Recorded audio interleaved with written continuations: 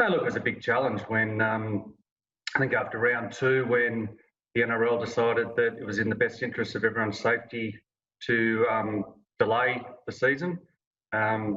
We immediately had to obviously make adjustments to our business, and I think the next day we stood down nearly 47 people, which was a really tough thing to do. But in the best interest of keeping our business sustainable, that was a decision that had to be made. And then obviously we were very fortunate, as many people have been around Australia, to be able to then accept JobKeeper or apply for JobKeeper and be accepted through that scheme, which was really beneficial for us. And it enabled us really to engage again with those 47 staff, albeit in amended hours, but nevertheless get them back involved with the club, and certainly for their well-being and in the best interest of the club, getting them back involved was really important. Since then, we've obviously moved forward. We've now got nearly all staff back full-time. We've had to obviously make some tough decisions and reset some of our cost structure within the business, but now we're looking forward and onwards. Well, Rugby League with Peter Vlandys as the Commission Chair has been on the front foot. What have you thought of the way he has held the game together and charged towards that original date, stuck to it, and here we are, we've got crowds back? Yeah, look, I think it's an absolute credit to Peter, but not just Peter, it's obviously to Junior Pearson, who headed up the Apollo group, and also the executive team at the NRL, who's really executed the vision that Peter wanted executed. And then I think it's also a credit to all the clubs and all the personnel at the clubs, because everyone's had to make sacrifices to make this a reality.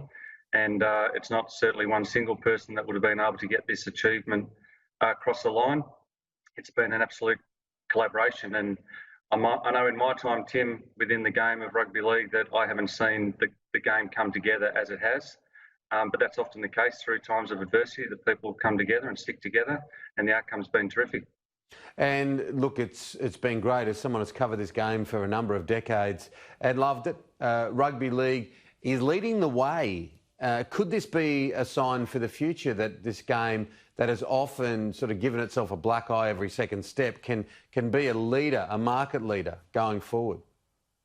Oh, absolutely. And I think not just domestically, but also internationally. I think you've seen that we were one of the first sports to actually get back. We're now ahead the way in regards to having some crowds back, and depending on the state you're playing at, we're fortunate enough tonight to have the ability to have 25% of the capacity at Bank West. So I think it's been a terrific opportunity for the sport to leapfrog its competitors, and I think we've done exactly that.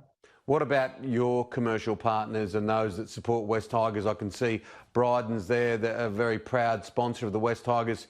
Has it been a difficult time for them and the association with the club? Have you found most have stuck by? Oh, look, we've been really humbled by the support, not just from our corporates, but our stakeholders and also our members and our fans. This is a really trying time for all people concerned. We all understand the economic downturn that we've all had to take and undertaking as we speak today. But I think the key through this process has been communication.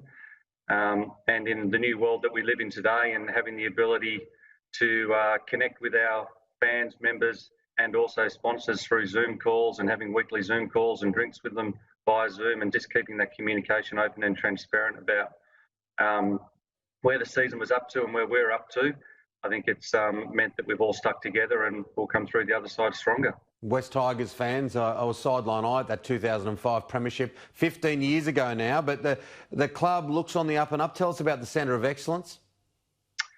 Yeah, so we've been really fortunate. It's been a project that's been going on for nearly 5 years, Tim.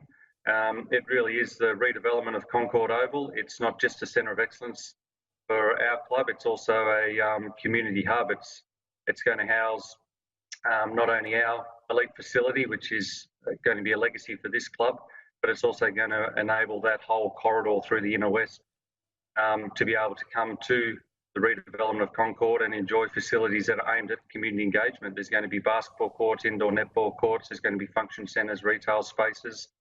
So I think it's going to be a first in its kind, certainly through the Eastern Seaboard.